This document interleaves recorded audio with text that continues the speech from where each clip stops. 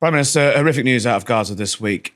We now know that it was 3 British veterans that were killed. Can I get your reaction to that, please? Yeah, it's an awful, awful tragedy to think that these were brave Brits who were actually risking their lives to bring aid to people in need in Gaza. To have lost their lives in these circumstances is tragedy. My thoughts, obviously, with their family and their friends at this time. I spoke to Prime Minister Netanyahu last night and was very clear with him that the situation is increasingly intolerable, and what we urgently need to see is a thorough, transparent investigation into what has happened, but also a dramatic increase in the amount of aid getting into Gaza, removing the barriers, but also closer work with aid agencies to make sure things like this don't happen again. There's increasing calls for Britain to stop selling arms to Israel until that aid starts going in. Do you back those calls?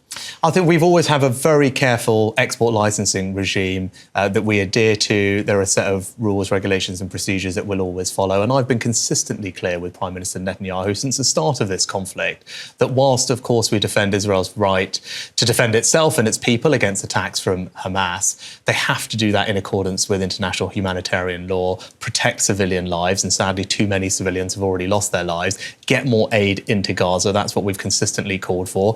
And what we want to see, actually, is an immediate humanitarian pause to allow more aid in and, crucially, the hostages to also be released. And that's what we'll continue to push for. I presume that was quite a testy phone call then, quite stark.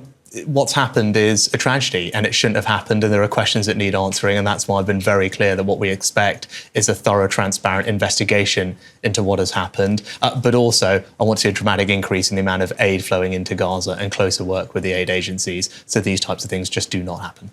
Great, thank you.